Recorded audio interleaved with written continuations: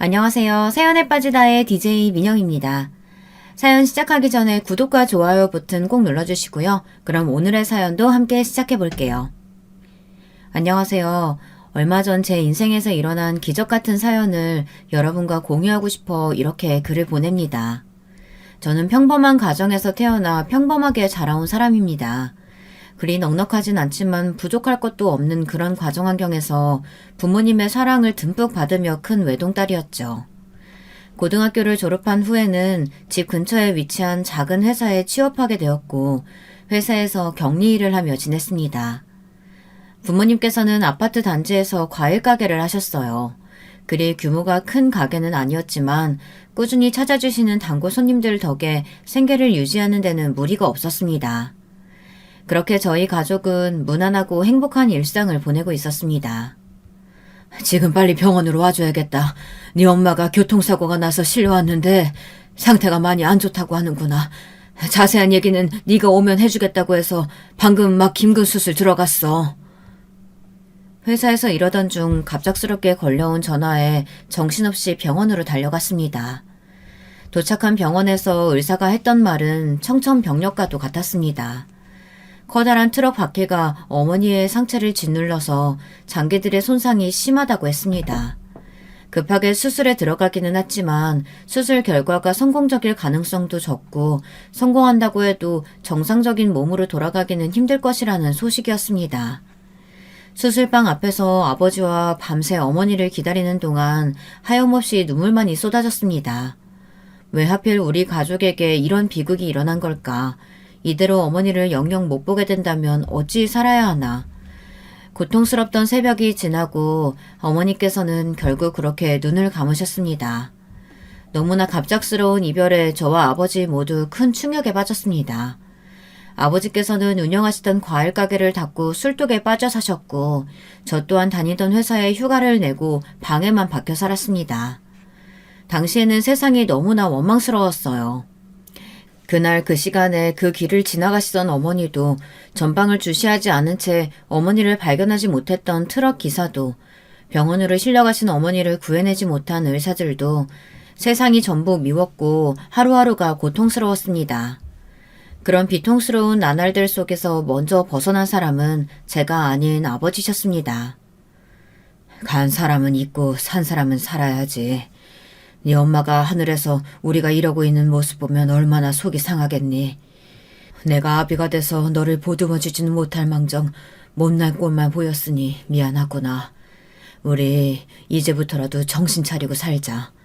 나중에 하늘에서 네 엄마 만나면 그래도 당신 그렇게 떠난 뒤로 우리 둘이서 열심히 살았다. 죄책감 가질 필요 없다. 그렇게 말해줄 수는 있어야 하지 않겠니? 아버지의 말씀에 저도 그제서야 정신을 차렸습니다. 휴가를 냈던 회사에 복귀했고 서서히 일상으로 돌아가기 시작했습니다. 아버지께서도 한동안 문을 닫았던 과일 가게를 다시 여셨습니다. 두 분이서 운영하시던 가게이시기에 분명 혼자서 운영하시기가 힘이 붙이셨겠지만 아버지께서는 제게 전혀 힘든 티를 내시지 않으셨습니다. 오히려 일상으로 돌아온 후에도 어머니를 잊지 못하고 고통스러워하는 저에게 이제 그만하라며 그동안 충분히 그래오했으니 어머니 편히 갈 수 있도록 놔주라고 담담히 말씀하시고는 하셨습니다. 그런 아버지의 모습이 든든하기도 했지만 한편으로는 아버지가 조금 원망스럽기도 했습니다. 아버지께서는 어머니의 죽음이 아무렇지도 않으신 걸까? 어떻게 저렇게 빨리 어머니를 보내실 수가 있을까? 이런 어린 생각들이었죠. 그러나 그런 생각들은 얼마 뒤 찾아온 어머니의 생신에 완벽하게 사라졌습니다. 생전 어머니께서는 과일 중에서도 딸기를 참 좋아하셨습니다. 마침 어머니의 생신도 겨울에 있던 터라 저희 가족은 어머니의 생신 때마다 가게에 납품된 딸기 중에 가장 좋은 딸기를 고르고 골라 함께 먹곤 했었죠.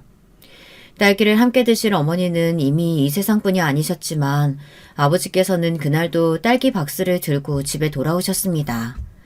그리고 박스에서 가장 예쁜 딸기를 골라 정성스럽게 씻어낸 뒤 어머니의 영정사진 앞에 내려놓으셨죠. 아버지께서는 그렇게 한참 동안 어머니의 영정사진 앞에서 우셨습니다. 어머니가 돌아가셨던 날에도 어머니의 장례식장에서도 그렇게 우는 아버지의 모습을 보지 못했었는데 아버지께서는 정말 너무나도 서럽게 우셨습니다. 제가 차마 말을 걸 수도 없을 정도로요. 그 뒤로 세상에 둘만 남은 아버지와 저는 더욱 서로를 의지하며 살아갔습니다. 안녕하세요. 이런 곳에서 다 뵙네요. 집이 과일 가게를 하셨나 봐요. 저도 여기 근처에 살거든요. 저희 어머니 단골 가게인데 오늘은 몸이 안 좋으셔서 제가 대신 왔어요.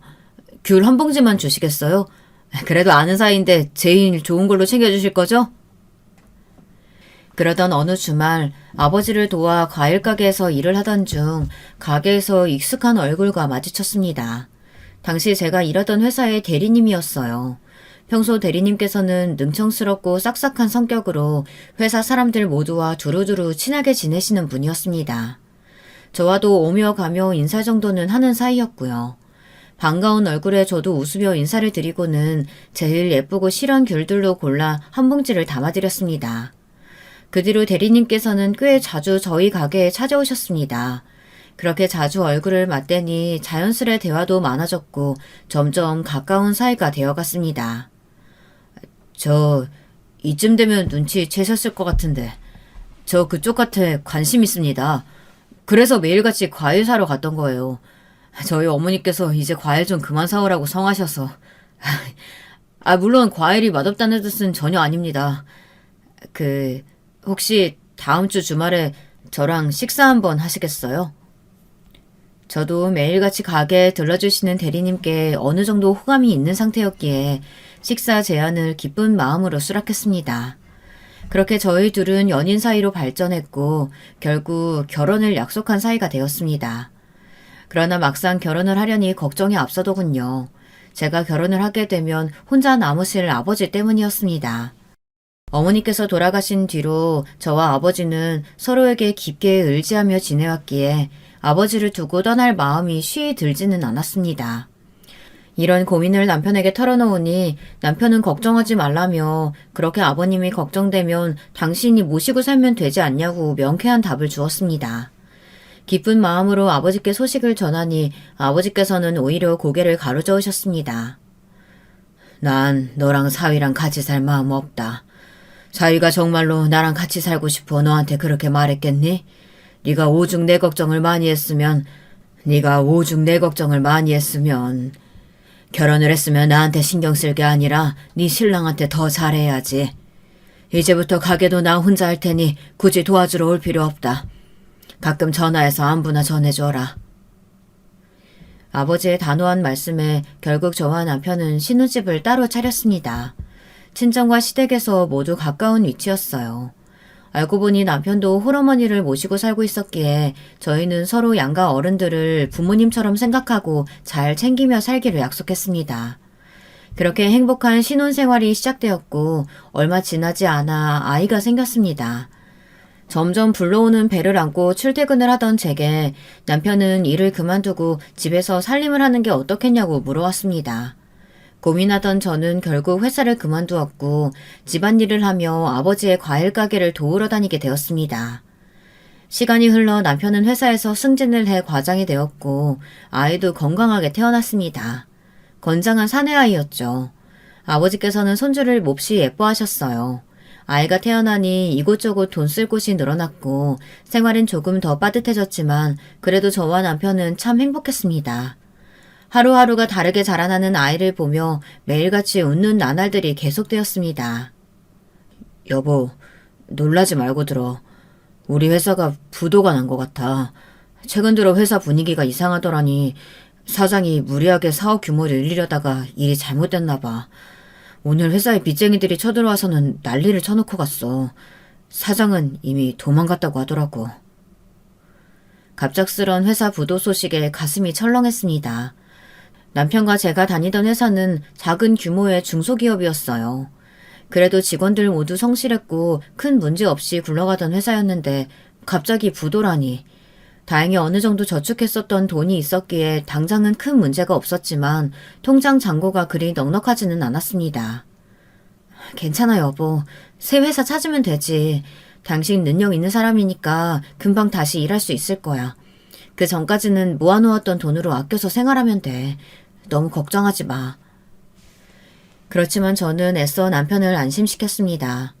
하루아침에 직장을 잃은 남편이 얼마나 시리가 컸겠어요.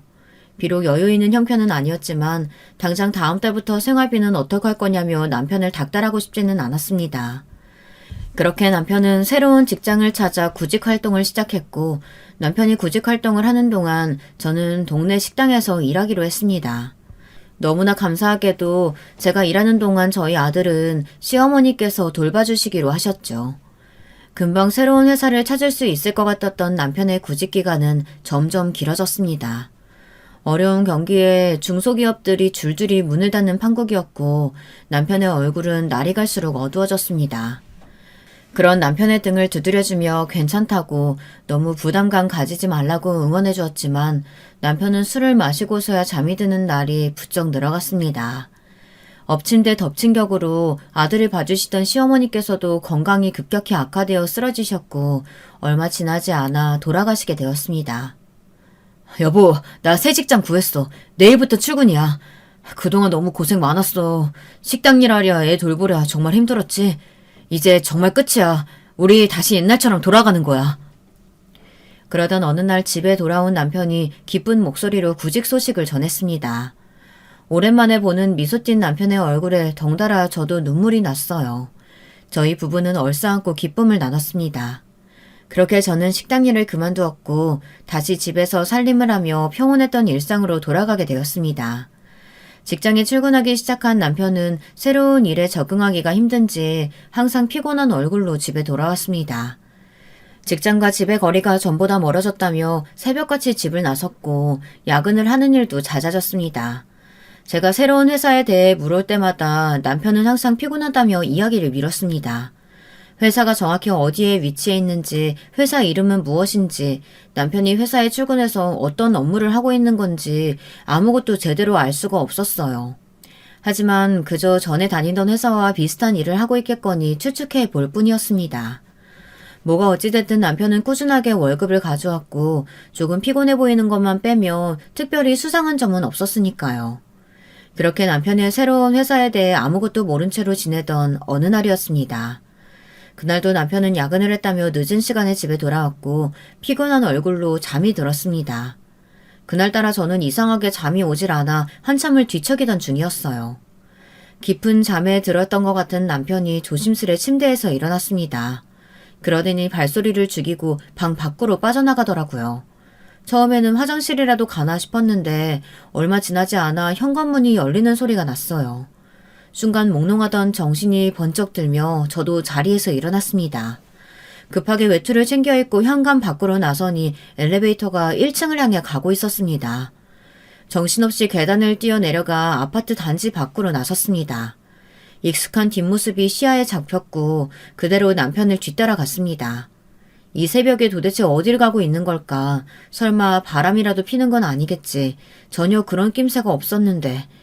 불안한 마음에 심장이 터질 듯 뛰었습니다.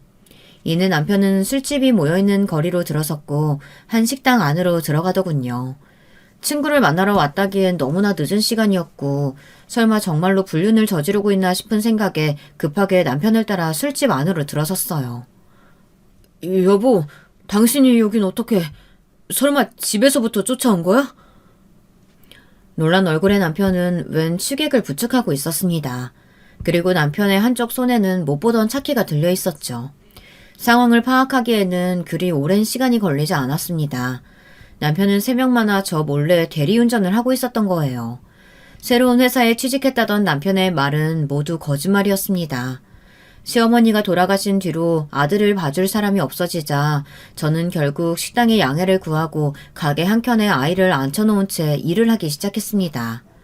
아이는 대부분 혼자서 숙제를 하거나 책을 읽으며 얌전하게 앉아 있었지만 집에 가고 싶다며 찡얼대거나 장난을 치는 일도 잦았습니다. 아이를 신경 쓰랴 주방 일을 돕느랴 하루 종일 지치고 힘든 날들이 계속되었고 처음에는 편의를 봐주시던 식당 아주머니께서도 나중에는 곤란한 눈치를 보이셨죠.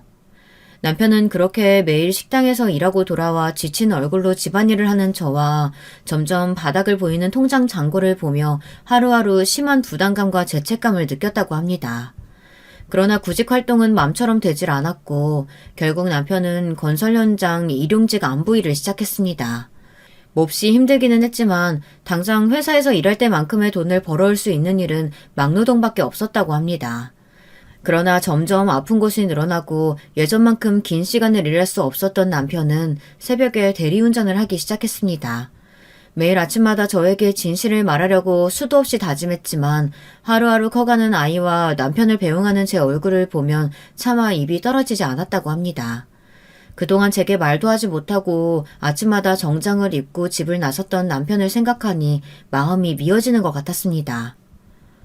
여보, 그동안 당신 고생하는 것도 모르고 나 혼자 맘 편하게 지내서 미안해. 많이 힘들었지.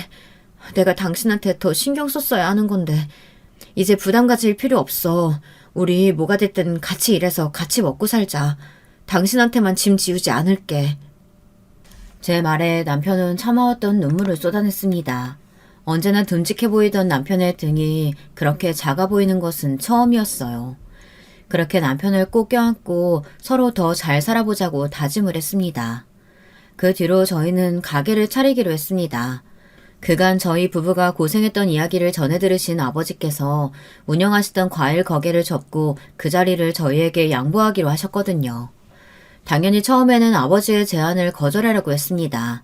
그러나 아버지께서는 완강하셨습니다. 그렇지 않아도 요즘 들어 혼자 가게를 운영하는 게 힘에 부쳤다며 돈을 조금 보태줄 테니 너희 둘이서 원하는 가게를 잘 꾸려나가 보라면서요. 아버지의 말씀에 남편은 그럼 저와 남편이 아버지를 모시고 살면 어떻겠느냐고 물어왔습니다. 결혼할 때부터 진심으로 아버지를 모시고 싶었다며 그때는 아버지께서 반대하시기도 했고 본인도 어머니가 계셔서 결국 흐지부지 됐지만 이제라도 감사하는 마음으로 곁에서 모시고 싶다면서요. 결국 그렇게 저희는 네 가족이 되었고 저와 남편은 과일 가게가 있던 자리에 작은 분식집을 열었습니다. 분식집은 생각보다 장사가 꽤 잘 됐습니다. 과일 가게가 있던 위치가 아파트 단지 앞이기도 했고 바로 앞에 달동네로 들어가는 오르막도 있었거든요. 아파트며 달동네에 사는 아이들이 왔다 갔다 하며 자주 가게에 들렀고 달동네에 사시던 어르신분들도 저희 가게를 자주 찾아주셨습니다. 물론 장사가 잘 된다고 해서 아주 넉넉한 형편은 아니었습니다. 제가 자라왔던 환경처럼 먹고 사는 데 큰 문제가 없을 정도였죠. 돈이 잘 모이지 않는 것에는 저와 남편의 습관 탓도 있었습니다. 사정이 어려워 보이는 손님들이 오시면 번번이 음식을 무료로 드리고는 했거든요. 김밥 한 줄을 사가지고선 그걸 3번 나눠 하루 식사를 때우시는 어르신들도 계셨고 친구들이 떡꼬치를 하나씩 사 먹을 때 돈이 없어 부러운 눈빛으로 바라만 보는 아이들도 있었습니다. 저나 남편이나 그런 사람들을 그냥 지나칠 만한 성정이 못 되다 보니 한 번, 두 번 도움의 손길을 베풀다 습관처럼 굳어지게 된 것이었죠. 안녕하세요. 혹시 여기 떡볶이 500원어치도 파나요? 손주놈이 여기서 파는 떡볶이가 먹고 싶다고 해서. 그러던 어느 날 어느 할머니께서 가게를 찾아오셨습니다. 한눈에 봐도 몹시 마른 체구에 거의 피골이 상접하신 듯한 모습이셨죠. 할머니께서는 500원짜리 한 개를 조심스레 내려놓으시며 제게 물으셨습니다. 달동네 주민이시겠구나. 그런 마음에 커다란 용기에 떡볶이를 가득 퍼담아 드렸습니다. 500원어치는 작은 종이컵에 떡 4-5개를 넣어드리는 것이 다였지만 딱 봐도 할머니께서도 제대로 된 식사를 오랫동안 못하신 것처럼 보였거든요. 커다란 용기를 봉투에 담아드리자 할머니께서는 몹시 당황하신 모습이었습니다. 500원어치를 달라고 했는데 한눈에 봐도 훨씬 많은 양을 드렸으니까요. 저희가 오늘은 일찍 장사 접고 들어갈 생각이어서요. 떡볶이가 많이 남아서 많이 드린 거예요. 할머님 혹시 순대 좋아하세요? 순대랑 튀김도 좀 챙겨드릴게요. 어차피 오늘 못 팔면 다 버리는 거여서요.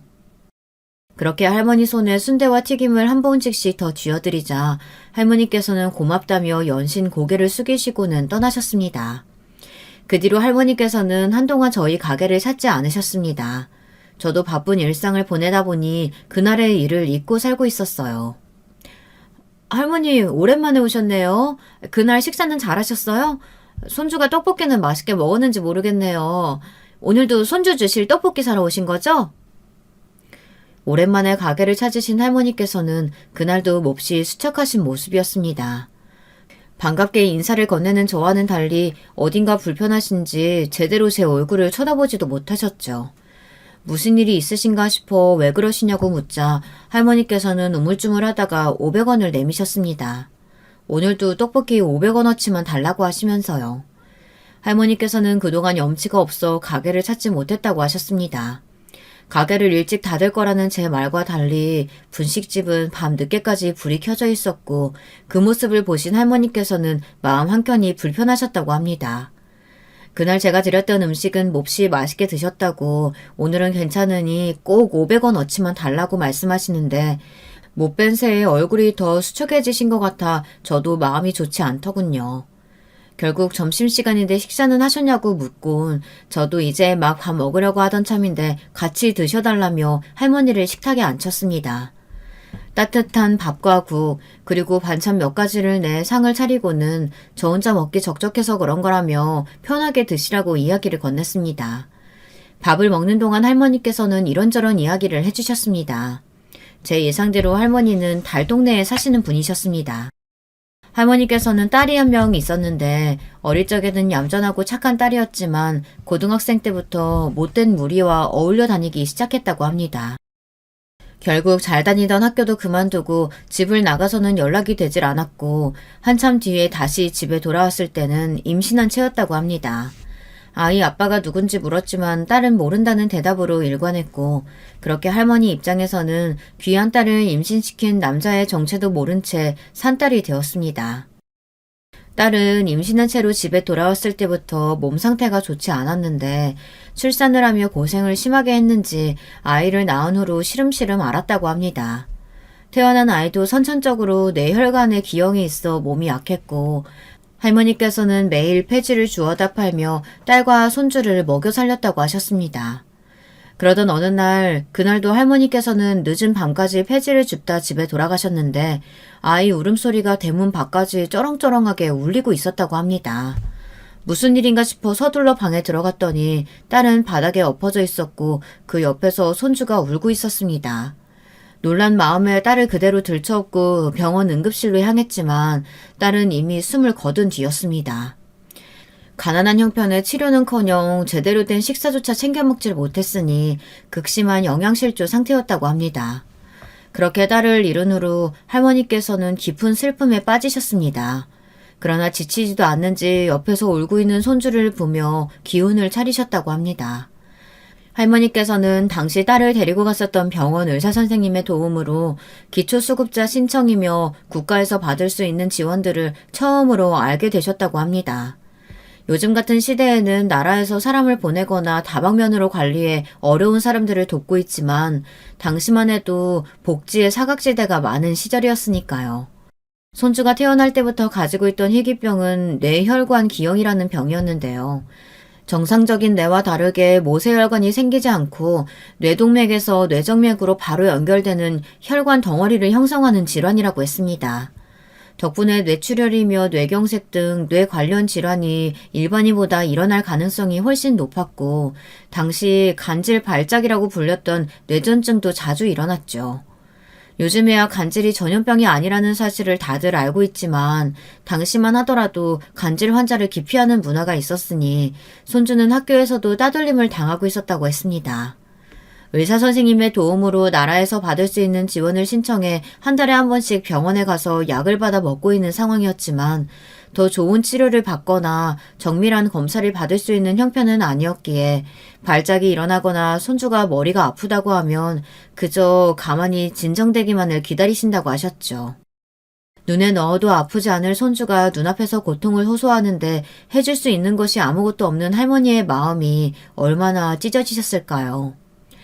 국가에서 나오는 지원금과 매일 폐지를 주어서 버시는 돈을 합쳐도 형편은 결코 넉넉치가 않았고 할머니께서는 본인 입에는 아무것도 넣지 않으시더라도 어떻게든 손주를 먹여 살리는 데 급급한 상황이셨습니다.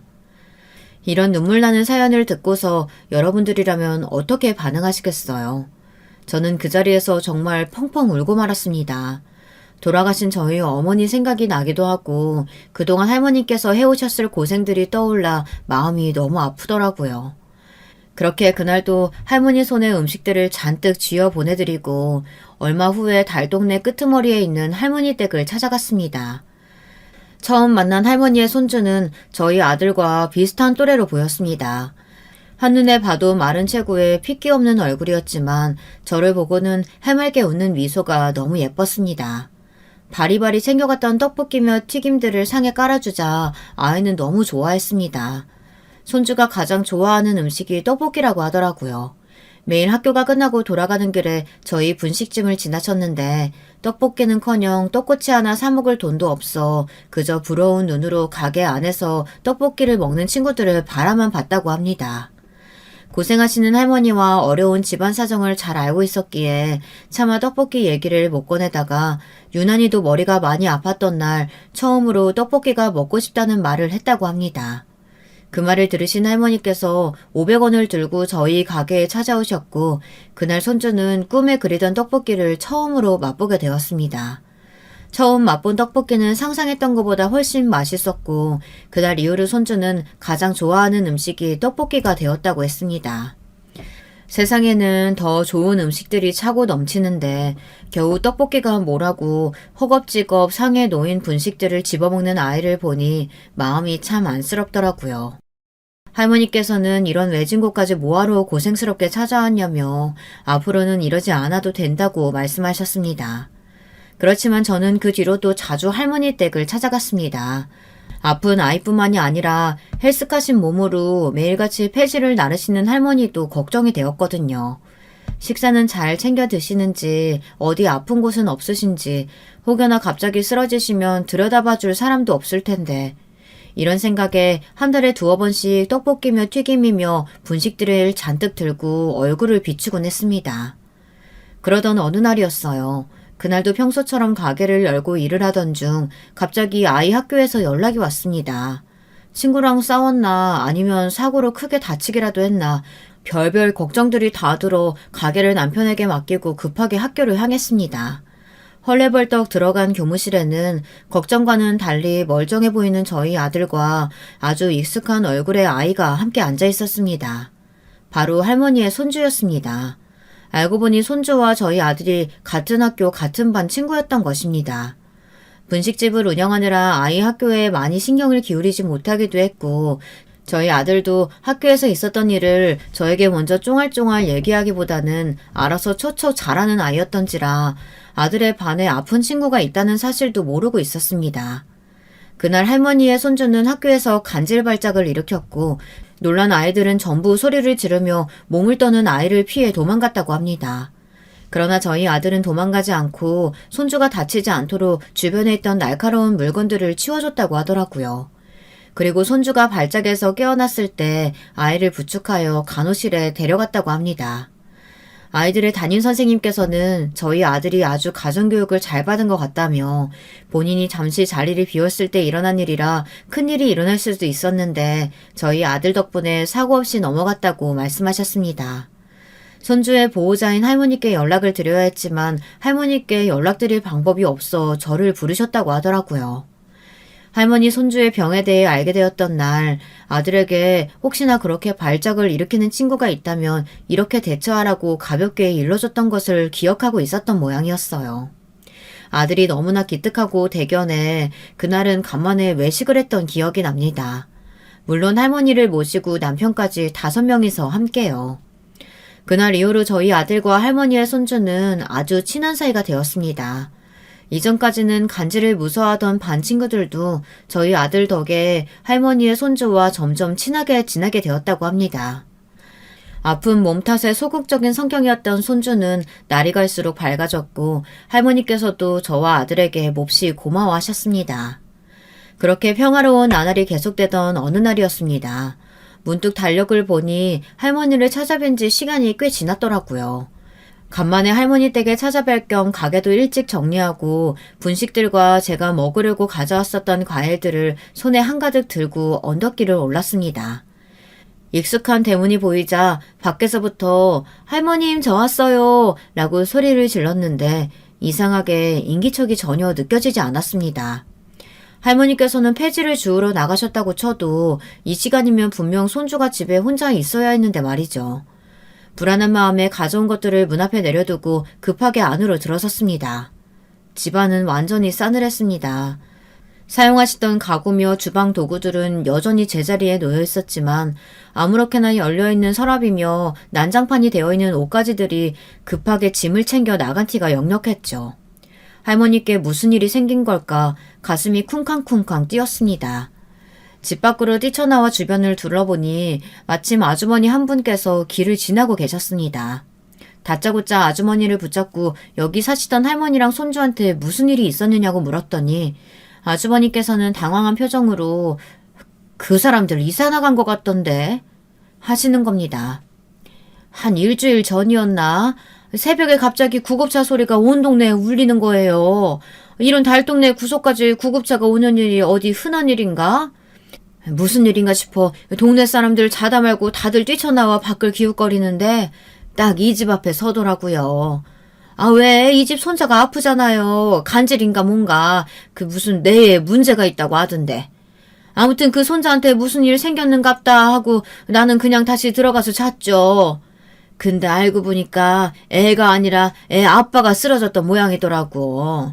원래 손자하고 할머니하고 둘이서 살던 집인데 얼마 전에 애 아빠가 갑자기 찾아왔다나 봐. 나도 지나가다 얼굴 몇 번 봤는데 딱 봐도 성질이 고약해 보이더라고. 여기 옆집 사는 아줌마가 그러는데 며칠 동안에 우는 소리랑 남자가 막 고함 지르는 소리가 그렇게 들렸대요. 아유, 술 마시고 행패 부린 거겠지 뭐. 아무튼 그렇게 쓰러지고 뭐가 어떻게 됐는지 그 다음날 할머니 혼자 오셔가지고 짐 챙겨 나간 것 같던데요? 전혀 예상하지 못했던 이야기에 머릿속이 혼란스러웠습니다. 연락은커녕 어떤 사람인지도 모른다던 손주의 아빠가 갑자기 할머니 댁에 찾아왔고 며칠간 행패를 부리다가 급하게 이사를 나갔다니. 혹시 그 사람들 어디로 이사 간다는 얘기는 없었냐 물으니 아주머니께서는 전혀 모르겠다며 고개를 가로저었습니다. 그 뒤로 달동네 이곳저곳을 돌아다니며 주민들을 붙잡고 할머니의 행방을 묻고 분식집에 찾아오는 손님들께도 간간히 할머니에 대해 물었지만 다들 아는 바가 없다며 고개를 저을 뿐이었죠. 아들에게 손주의 소식을 물으니 손주는 갑작스레 전학을 갔다고 했습니다. 저한테도 전학 간다 어쩐다 말 한마디 없었어요. 전날까지만 해도 저랑 같이 놀다가 평소처럼 헤어졌는데 선생님이 처음에는 아프다고 했다가 나중에는 전학 갔다고 하셨어요. 무슨 일 생긴 거 아닐까요? 걱정스러운 아들의 목소리에 저는 아무 일 없을 거라며 손주는 더 좋은 곳으로 이사 갔으니 나중에 꼭 다시 만날 수 있을 거라고 등을 토닥여 주었습니다. 그렇게 할머니와 손주는 소리 소문 없이 행방이 묘연해졌습니다. 동네 사람 누구도 둘의 행방을 알지 못했고 할머니께 따로 연락드릴 방법도 없었습니다. 갑작스레 찾아온 아이의 아빠에게 협박을 당하신 건 아닐까, 혹시 손주의 건강이 급속도로 나빠진 건 아닐까 온갖 나쁜 상상이 들었지만 제가 할 수 있는 일은 아무것도 없었습니다. 그렇게 결국 걱정스러운 마음만을 남겨둔 채 시간은 흘러갔습니다. 하루, 한 달, 1년 바쁜 일상을 보내다 보니 자연스레 할머니와 손주의 일은 잊혀졌고 그렇게 10년이라는 세월이 지났습니다. 저와 남편은 여전히 그 자리에서 분식집을 운영했고 초등학생이었던 저희 아들은 고등학생이 되었습니다. 치맛바람이다 뭐다 아이 교육에 열을 올리는 다른 엄마들과 다르게 저는 바쁜 가게일 탓에 아들에게 크게 신경을 기울이지 못했습니다. 보통 그 나이 때 아이들은 사춘기 덕에 부모와 어색해지기 마련일 텐데 저희 아들은 언제나 제게 엄마 하면서 먼저 살갑게 말을 걸어오고는 했어요. 넉넉하지 못한 형편에서 그 흔한 학원도 한번 보내주지 못했는데 아들은 학교 공부며 집안일이며 뭐든 혼자서 척척 해내는 아이였습니다. 내가 전생에 무슨 복이 있어서 이런 아들을 낳았나 하고 그런 생각을 했던 것이 한두 번이 아니었습니다. 그러나 불행은 언제나 사람이 가장 행복할 때 찾아온다고 하죠. 너무나 행복하던 저희 가족에게 불행은 아주 갑작스럽게 찾아왔습니다. 아드님 상태가 아주 심각합니다. 수술 자체는 성공적으로 마무리되긴 했지만 워낙 병원에 실려올 때부터 상태가 좋지 않았어요. 왼쪽 갈비뼈가 부러지면서 심장과 폐에 심한 손상이 있습니다.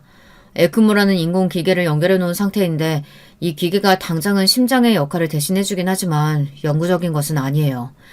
아드님의 심장이 이미 혼자서는 제 역할을 하지 못하기 때문에 에크모 치료를 하면서 심장 이식을 기다려야 할 것 같습니다. 뺑소니 사고였습니다. 그날도 아들은 평소처럼 학교가 끝난 뒤 가게 일을 돕기 위해 학교 뒤쪽 골목길로 걸어오던 중이었고 좁은 길을 지나던 트럭이 코너에서 아이를 발견하지 못해 사고가 났습니다.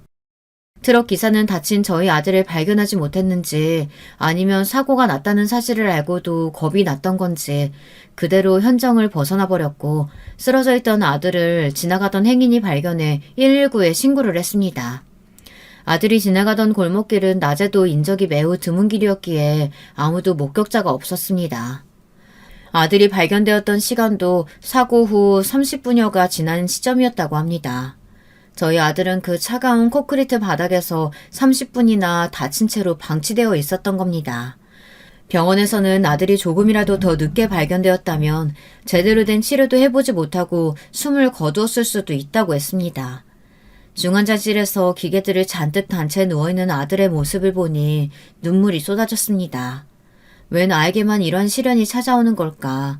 저 작은 아이가 무슨 잘못을 했다고 하늘은 이렇게 큰 고통을 주시는 걸까? 하염없이 눈물이 흘렀고 세상이 원망스러웠습니다.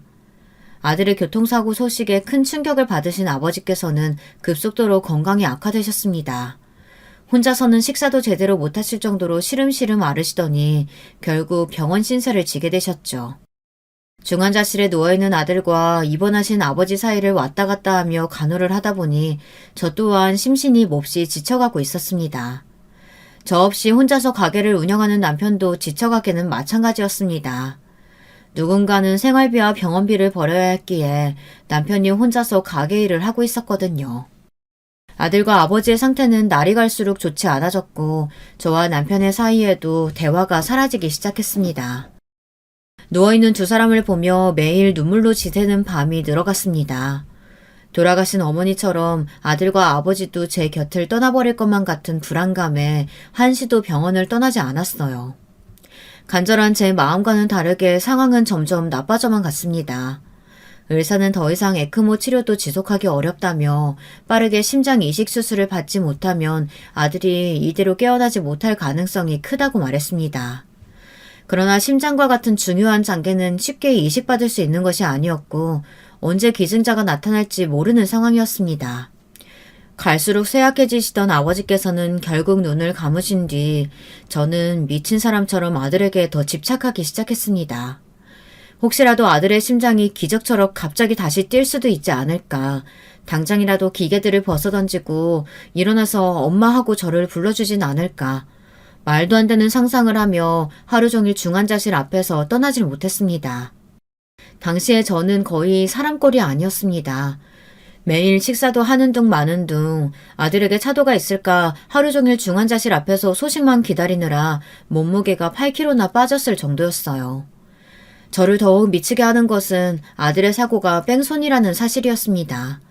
그날의 사고로 저희 가족은 이렇게 큰 불행을 겪고 있는데 그 불행의 씨앗이 된 트럭 기사는 잡힐 기미가 없었으니까요. 왜 그날 그 골목길에 하필이면 우리 아들이 지나가고 있었을까?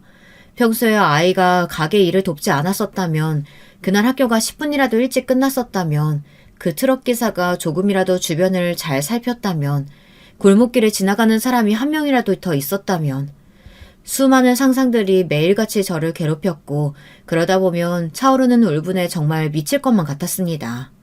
내가 도대체 무슨 잘못을 했기에 이런 고통을 2번이나 겪어야 하는 건가. 억울한 마음에 사로잡혀 스스로는 물론이고 가게 일이며 남편이며 주변에도 전혀 신경을 기울이지 못하고 있었죠. 당신 이제 그만 좀 해. 솔직히 말해서 당신이 병원에 붙어있는다고 해서 뭐가 달라지는 거 아니잖아. 애 눈 떴을 때 당신 그런 꼴로 맞이할 거야? 당신 마음 힘든 거 잘 알아. 장모님도 교통사고로 돌아가셨고 장인어른께서도 너무 갑작스럽게 떠나셨으니까. 그렇다고 그렇게 다 내팽개치고 병원에만 붙어있으면 뭐가 나아져? 당신이 그렇게 미친 사람처럼 집착한다고 기증자가 갑자기 나타나기라도 하냐고. 나 혼자서 가게 운영하기도 이제 지쳐. 요즘 몸도 예전 같지 않고. 이제 제발 그만하고 정신 좀 차리자. 애를 위해서라도. 그런 저를 보다 못한 남편이 거의 울면서 쏟아낸 말에 저는 그제서야 정신을 차렸습니다. 입맛이 없더라도 억지로 밥을 챙겨 먹기 시작했고 한동안 손을 놓고 있었던 가게도 돌보기 시작했습니다. 오랜만에 만난 가게 손님들은 저를 몹시 반겨주셨고 그동안 걱정이 많았다며 살이 왜 이렇게 빠졌냐며 하나같이 따뜻한 말씀들을 해주셨습니다. 오랜만에 느껴보는 사람들의 온기에 바보같이 눈물이 흘렀던 기억이 납니다. 가게 일을 하는 중에도 혹시 병원에서 연락이 오지 않을까 핸드폰을 항상 곁에 두고 가게 문을 닫으면 불이 나게 병원으로 달려가 아들의 상태를 확인했습니다. 기특하게도 인공기계를 단 아들은 생각보다 더 잘 버텨주고 있었고 기적처럼 기증자가 나타나기만을 매일같이 간절히 바라고 있었죠. 그런 제 간절한 마음을 하늘에서도 알아주신 건지 얼마 지나지 않아 정말 기적 같은 일이 일어났습니다. 심장 기증자가 나타난 것입니다. 가게에서 연락을 받은 저는 하던 일을 내팽개치고 병원으로 달려갔습니다. 아들은 응급수술에 들어갔고 남편과 저는 밤새 수술실 앞에서 기도하고 또 기도하며 수술이 성공적으로 끝나기만을 기다렸습니다. 수술은 성공적으로 끝났습니다. 경과는 좀 더 지켜봐야겠지만 아마 큰 문제 없이 회복할 수 있을 것 같습니다. 그동안 정말 고생 많으셨어요, 어머니. 심장 기증 이렇게 쉽게 받을 수 있는 게 아닌데 운이 좋으셨네요. 다행히도 수술은 성공적으로 끝이 났고 덕분에 아들은 적응 기간을 거친 후 이전처럼 정상적인 삶으로 돌아올 수 있게 되었습니다. 장기 기증 원칙상 기증자의 신원에 대한 정보는 아무것도 알 수 없었기에 이름도 얼굴도 모르지만 저희 아들에게 새로운 삶을 주신 기증자분께 너무나 감사한 마음뿐이었습니다. 물론 저희가 심장을 기증받았다는 것이 기증자분의 생명이 다했다는 뜻이었기에 마냥 마음이 가볍지만은 않았습니다. 안 된다는 걸 알고 있었지만 기증자분께 어떻게 해서든 감사를 전하고 싶은 심정이었어요. 요즘에는 장기 기증자와 수혜자 사이에 편지를 주고받는 제도가 생긴 모양이지만 당시에는 둘 사이의 교류가 이루어지기 힘든 상황이었어요. 그렇게 아들은 점점 회복하며 이전의 건강한 모습을 되찾아갔고 중환자실에서 일반 병실로 옮겨 재활을 시작했습니다. 할머니 맞으시죠? 저 기억하세요? 분식집 사장이요. 어떻게 이런 곳에서 다 만나네요? 그간 잘 지내셨어요? 제가 얼마나 걱정했었는데요. 아들의 재활을 돕던 평화로운 나날들이 이어지던 와중 저는 병원 로비에서 너무나 낯익은 얼굴을 발견했습니다. 바로 10여 년 전 홀연히 사라지셨던 할머니였죠. 할머니께서도 저를 알아보시고는 너무나 반가워하시며 안부를 물어오셨습니다. 저는 할머니께서 사라지신 후 행방을 묻고 다녔던 일이며 아들이 교통사고 후에 기적처럼 장기 기증을 받은 일들까지 조잘조잘 말씀드렸습니다. 이야기를 들으시던 할머니께서는 이내 눈물을 왈칵 쏟아내셨습니다. 갑작스러운 눈물에 당황한 저는 왜 그러시냐며 저희 아들이 이제 잘 회복해서 재활 중이다. 그동안 힘든 일이 많으셨냐. 할머니를 위로하며 등을 토닥여 드렸습니다. 할머니께서는 한참 동안 눈물을 보이시더니 조금 진정이 되셨는지 세상에 정말 인연이란 게 있구나 하시며 혼자 되뇌이시더라고요. 10년 전 그날 할머니 댁에는 아이의 아빠라는 사람이 갑작스럽게 찾아왔다고 합니다. 아이의 아빠는 30대 초반 정도의 나이였고 매우 난폭한 성격이었습니다. 딸을 임신시켜놓고도 나몰라라 하다가 본인의 생활이 궁핍해지자 딸이 살던 집을 기억해 찾아왔던 것이었습니다. 할머니께서는 딸은 이미 죽었고 당신 같은 아빠는 필요 없으니 당장 나가라 호통을 쳤지만 건장한 남자의 눈에 삐쩍 마른 할머니가 무서웠을 리가 만무했습니다. 결국 남자는 할머니 댁에 눌러앉아 밤낮이며 술을 마시며 아이에게 소리를 지르거나 폭력적인 행동을 했고 그날 새벽에도 잔뜩 취한 채로 언성을 높이다 갑자기 쇼크로 쓰러진 것입니다. 사람이 죽게 내버려둘 수는 없었으니 옆집에 부탁해 급하게 119를 부르기는 했지만 할머니께서는 남자가 쓰러진 지금이 도망칠 수 있는 유일한 기회라고 생각하셨다고 합니다. 남자가 병원에 입원해 있는 동안 할머니께서는 필요한 짐들만 급하게 챙겨 손주를 데리고 먼 동네로 도망을 치셨습니다. 혹시 남자가 소식을 물어 찾아올까 주변에도 알리지 않고 쫓기듯 몰래 가셨다고 합니다. 그래서 주변 이웃들도 모두 소식을 몰랐던 것입니다. 일련의 사건을 거치며 스트레스가 심했는지 원래도 좋지 않았던 손주의 건강은 급격하게 악화되기 시작했습니다. 결국은 얼마 지나지 않아 병원 신세를 지게 되었고 학교도 다니지 못하게 되었습니다. 병원에 입원해 있던 지난 10년간 큰 수술을 2차례나 받았고 그럼에도 차도가 없어 결국 뇌사 판정을 받았다고 합니다. 할머니의 손주는 생전 자주 했던 말이 있었는데요. 바로 자신이 죽게 되면 자신의 장기를 기증하고 싶다는 이야기였습니다. 할머니는 당연히 처음에는 반대하셨지만 자신은 그동안 많은 사람들에게 대가 없는 나눔을 받으며 살아왔다고 자신도 마지막 가는 길에라도 누군가에게 나눔을 베풀고 싶다는 손자의 말에 결국 고집을 꺾으셨다고 합니다. 그렇게 손자가 뇌사 판정을 받자 장기 기증을 하게 되었고 손자의 심장이 비슷한 나이였던 저희 아들에게 기증된 것입니다. 어려운 환경에서 아픈 몸으로 자라왔는데도 언제나 해맑게 웃어 보이던 그 아이의 얼굴이 떠올라 할머니 곁에서 저도 눈물을 한참이나 쏟아냈습니다. 다시 생각해도 정말 말도 안 되는 인연 아닌가요? 세상에 어떻게 이런 일이 있을 수 있을까요? 저희 아들에게 할머니 손주의 심장이 들어왔다뇨. 덤덤하게 그간의 일들을 말씀하시는 할머니께서는 고생을 많이 하셨는지 여전히 마른 모습이었어요. 그 모습을 보니 더 눈물이 났습니다. 지금은 어디서 어떻게 지내시는지 물으니 다시 전에 살던 달동네 집에 들어가 계신다고 하더라고요. 몸이 좋지 않아 폐지 줍는 일도 하지 못하고 나라에서 받는 돈으로 근근히 먹고 산다고 하셨습니다. 할머니, 저희 같이 살아요. 제가 할머니 모시고 살고 싶어요. 손주가 하늘나라로 먼저 가면서 혼자 남으실 할머니가 걱정돼서 이런 인연을 만들어줬나 봐요. 제가 어머니처럼 잘 모실게요. 할머니께서는 제 말에 깜짝 놀라시며 됐다며 손사래를 치셨지만 저는 할머니의 손을 꼭 잡은 채로 제가 모시고 싶다, 거절하지 말아달라 계속 부탁드렸습니다. 결국 거절하시던 할머니께서도 제 고집에 저희 집으로 들어오셨고 남편과 아들 또한 할머니를 가족처럼 반갑게 맞아들였습니다. 그리고 얼마 지나지 않아 저희 가족에게 또 한 가지의 희소식이 찾아왔습니다. 바로 뺑소니범이 잡힌 것입니다. 사고 후 한참 동안 목격자가 한 명도 나오지 않아 거의 포기한 상태였는데 알고 보니 저희 가게에서 도움을 받으셨던 달동네 주민분들이 분식집 아들이 사고가 났다며 저희 부부를 대신해 이리저리 증거를 찾아주셨던 것이었습니다. 아쉽게도 목격자는 찾지 못했지만 달동네 주민들 사이에 소문이 파다하게 퍼져 그날 그 골목을 지날 만한 트럭들의 후보가 추려졌고 결국 그 증거를 토대로 뺑소니범을 체포했다고 합니다. 한때는 세상이 참 밉기도 했습니다. 나름대로 남들을 위한다고 위하며 살아왔는데 왜 하늘은 내게 고통을 주는가 원망스러운 나날들이 많았죠. 그러나 결국 제가 베푼 것들은 전부 제게 기적이 되어 돌아왔습니다. 저희 아들은 이제 완벽하게 회복해 이전처럼 잘 걸어다니고 돌아가신 부모님 대신 효도할 수 있는 할머니가 생겼으며 분식집은 여전히 따뜻하고 좋은 손님분들로 넘쳐납니다. 그리고 고통의 시발점이었던 사람은 죗값을 치르게 되었고요. 이보다 완벽한 결말이 어디 있을까요? 저는 앞으로도 베푸는 삶을 살 예정입니다.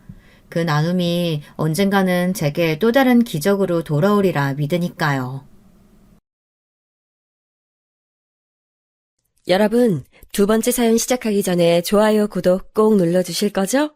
그럼 두 번째 사연 바로 시작합니다. 이번에 제가 소개해드릴 내용은 30대 여성분께서 보내주신 사연이에요. 가족에 관한 이야기를 나눠주셨답니다. 저와 함께 들어보시겠어요? 안녕하세요. 제가 지금보다 더 어렸을 땐 말이죠. 결혼 이야기, 시집 친정 이야기에 관심이 없었으며 그걸 되게 추잡한 주제로 생각했어요. 텔레비전에서나 인터넷에서나 시집, 친정 이야기가 판을 치고 기혼자들이 맨날 결혼 생활 이야기로 떠들어대는 게 멋이 없다고 생각했었죠. 아휴, 그랬던 제가 나이를 좀 더 먹으면서 기혼자들의 사연에 흥을 가지게 될 줄 누가 알았겠나요. 일찍 결혼했던 친구가 모임에 나와서 자기 시댁 이야기를 시작하면 야, 그런 구질구질한 주제에 여기로 끌어오지 마. 넌 결혼하기 전부터 예비시댁이 어떻고 저쩌고 말 많더니 결혼해서도 똑같구나. 사람들은 남의 결혼사에 관심 없어. 본인들만 안달인 거지. 너는 눈치 좀 챙겨라. 제가 이런 식으로 핀잔을 몇 번 준 적이 있었거든요. 그때 그 일찍 결혼했던 친구가 저한테 그랬었어요.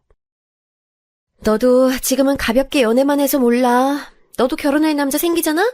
그럼 그 상황에 맞춰서 이야기거리가 정말 많아질 거고 누구라도 붙잡고 자기 이야기 하고 싶어서 애가 타게 될걸. 그때는 그 말을 무시했었죠. 전 원래 남의 가정사에 이러쿵저러쿵 떠들거나 깊은 집안 이야기를 주고받는 걸 싫어하기도 했었으니까요. 모임에서 친구들은 제 편을 들어줬고 괜히 시끄러운 시댁 얘기는 하지 말라면서 그 일찍 결혼한 친구를 함께 나무랐었지만 시간이 지나자 정말로 제가 그 일찍 결혼한 친구가 말했던 입장에 놓이게 돼서 얼마나 만감이 교차했는지 몰라요. 제가 진지하게 미래를 논하지 않는 연애만 했어서 몰랐나 봐요. 결혼이란 당사자들만이 아닌 집안끼리의 결합이기 때문에 어쩔 수 없이 스케일이 커진다는 사실을 말이죠. 사실 저에게도 가족이니 시댁이니 그런 얘기 늘어놓는 걸 싫어하게 된 계기가 있었답니다. 친구들은 저를 걱정 하나 없이 사는 팔자 좋은 애라고 여기고 있었지만 실상은 그 속에 오래된 그늘이 있었어요. 저는 이혼 가정에서 자라난 자식이에요. 기억이 닿는 한 가장 오래된 순간부터 부모님의 불화가 가정 안에 있었죠. 원래 저는 제 위로 오빠가 있었대요. 제 기억 속엔 없고 대신 사진 속에서만 남아있는 존재입니다. 그런데 오빠가 교통사고로 허망하게 세상을 떠났어요. 지금은 찾아보기 힘들지만 옛날엔 콩나물 같은 걸 트럭에서 팔았잖아요. 저희 살았던 동네에도 콩나물이랑 두부랑 뒤에 싣고 다니는 트럭이 자주 왔는데 여느 때처럼 엄만 그걸 사러 집을 나섰대요. 빨래를 개고 있는데 밖에서 트럭이 도착한 소리가 나서 지갑부터 챙겨서 나가셨다고 해요. 빌라 밖으로 나오고 나서야 아셨대요. 오빠가 따라 나왔다는 사실을요. 오빠가 자기 방에서 동생들이랑 얌전히 있는 줄로만 아셨던 엄마가 놀라셨죠. 그때 방에는 갓난아기였던 제 여동생 그리고 제가 있었다는데 저는 그때 4살이었고 저랑 장난감 놀이를 하고 있던 오빠가 갑자기 엄마를 따라 나가버린 기억 따위는 남아있지 않아요. 애석한 일이죠. 만약 제가 오빠를 잡았다면 운명이 달라졌을 텐데요. 엄마는 저기 멀리 세워져 있는 트럭에 갈 거니까 먼저 집에 들어가라고 오빠를 떠미셨다고 합니다. 그런데 오빠는 그날따라 땡깡을 피우면서 엄마의 바지가랑이를 잡았다네요. 어라? 정말 이상하다. 이런 거 사러 나올 때 한 번도 따라 나온 적이 없던 애가 오늘따라 왜 이런데? 너무 심심해서 그런가?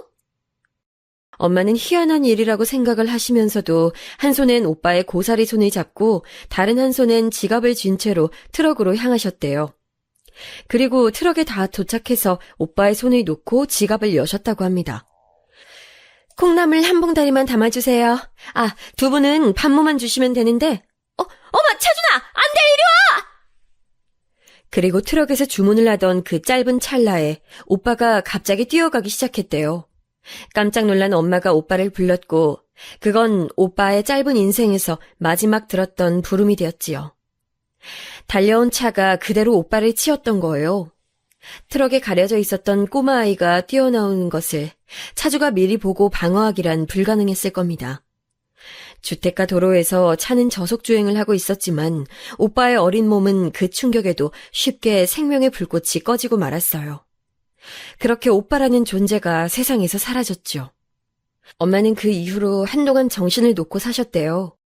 동네 아주머니들과 크게 싸우기도 하셨었대요. 민서 엄마, 그때 민서 엄마가 트럭 반대편에서 우리 차준이 불렀었지? 이리 오라고 손짓으로 불렀잖아. 왜 불렀어? 왜 오라 그랬어? 이 살인자! 네가 아들을 죽인 거야! 제발 그만해요. 이미 벌어진 일이고 그때 여기 민서 엄마는 차준이를 부른 게 아니라 우리끼리 웃고 떠들고 있었을 뿐이에요. 그걸 손 흔드는 걸로 착각하신 거라고요. 차준이가 왜 우리 쪽으로 갑자기 뛰어왔었는진 우리도 모른다니까. 우리도 얼마나 그때 일로 지금 충격이 큰데 말도 잊지 못할 정도인데. 뭐? 내 앞에서 충격이 크니 뭐니 어쩌고 저쩌? 이것들이 다 죽고 싶어? 니들이 전부 작당하고 내 아들 죽인 거 맞지? 맞잖아. 인정하란 말이야.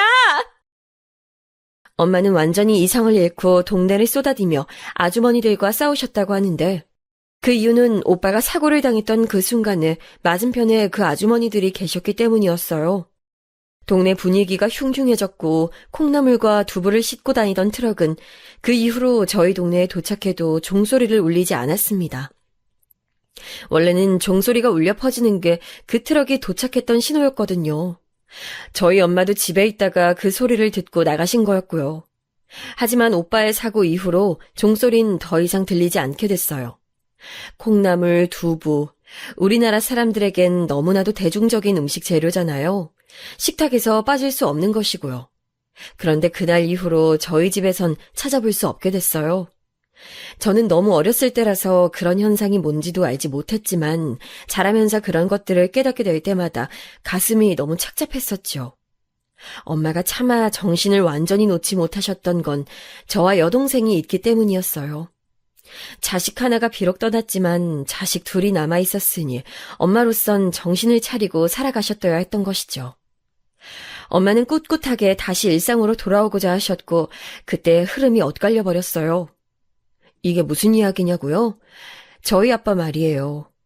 당신의 첫째 아들이 불의의 사고로 한순간에 세상을 떠났다는 걸 아빤 처음엔 받아들이지 못하였죠. 일 갔다 오니까 우리 아들이 죽었다고? 이걸 어느 부모가 믿을 수 있겠어. 이건 있을 수 없는 일이야. 일어나서도 안 되는 일이었다고. 내 아들 어딨어? 우리 차준이 어디 있냐고! 아빠는 멍하게 현실만 부정하셨어요. 갑작스러운 슬픔을 그 안으로 집어넣지조차 못하신 것이었죠. 아빠는 일남사녀 집안의 유일한 아들이셨거든요. 그래서 우리 귀한 아들 소리 한껏 들어가며 자라셨다고 했습니다. 그런 아빠에게서 난 아들이었으니 오빠란 존재가 남달랐던 것이었죠. 세상 하나뿐인 특별한 아들이었는데 허망하게 사고로 떠나보냈다는 걸 아빤 인정하지 않으셨어요. 친가 쪽 분들도 마찬가지였고요. 특히 할머니께서는 저희 엄마를 미친 듯이 원망하셨습니다. 자기 새끼 잡아먹고 멀쩡히 사라지든 아침에 눈이 떠지고 밥이 목구멍으로 넘어가? 이 빌어먹을 나쁜 년이 우리 불쌍한 손주의 창창한 앞날을 질투해서 잡아먹었구나! 어렸을 땐 엄마를 향한 할머니의 폭언이 그저 무서웠어요. 어투가 무서웠고 내용도 공포스러웠죠. 그런데 나이가 좀 들면서 할머니의 발언을 곱씹어 보니까 진짜 화가 나더군요. 아무리 할머니께서 손자 잃으신 상실감이 컸다고 한들 눈앞에서 자식 떠나보낸 엄마보다 힘드셨을까요? 그렇게 힘든 엄마에게 이중고를 안겨준 할머니가 정말 원망스럽고 미웠습니다. 할아버지께선 아예 엄마를 무시하셨고요. 고모들도 저희 엄마를 향해 그렇게 부주의한 사람이 어떻게 자식 낳고 키울 생각을 했냐며 신랄한 비판을 끊임없이 쏟아냈어요. 그리고 반면에 외가 쪽은 엄마를 비호하면서 더욱 똘똘 뭉쳤죠. 저는 어렸을 때 왜 무슨 이유로 외가 식구들이 엄마한테 지극정성인지 몰랐는데 오빠의 사고 이후로 친가에서 과하게 비난받고 원망의 화살바지가 된 엄마를 감싸기 위해서 외가 식구들이 그렇게 뭉치게 됐던 것이었더라고요. 엄마가 그러시더라고요. 친정 아니었으면 절대 못 버텼을 거라고 말이죠. 엄마는 두 딸들을 위해 시련을 딛고 다시 일어나셨는데 반면에 시간이 지날수록 아빠는 힘들어하셨어요. 오빠가 떠났을 당시에 강박적으로 이건 현실이 아니다라고 상황을 부정했던 것의 부작용이었죠. 결국 오빠가 떠난 건 지극한 현실이었으니까요. 아빠는 당시에 오빠를 온전히 애도하지 못한 것을 깊이 후회하게 되셨고 그에 따라서 심적 방황을 하게 되셨습니다. 어렸을 땐 아빠의 이런 심리가 이해가 잘 안 됐었는데 나이 들고 나서 생각해보니까 아빠는 집안에서 유일한 아들 대우를 받으며 오냐오냐 소리만 듣고 자란 사람이었잖아요. 그래서 정신적인 충격이라든지 그런 것들에 면역이 좀 없으셨던 것 같아요. 억척스러운 면이 없으셨고 스스로의 잘못을 오롯이 인정할 줄 모르셨으며 자꾸 남 탓으로 돌리는 경향이 강하셨어요.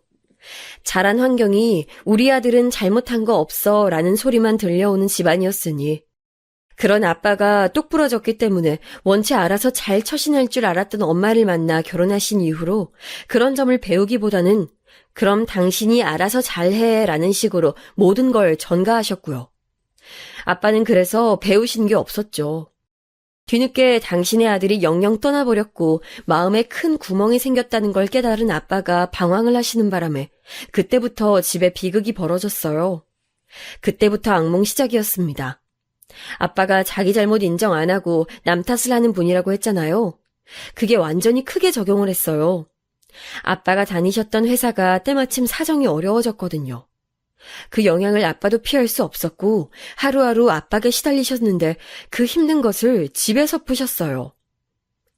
이게 다 불쌍한 우리 아들 차준이가 억울하게 죽었기 때문에 일이 나쁘게 돌아가는 거야.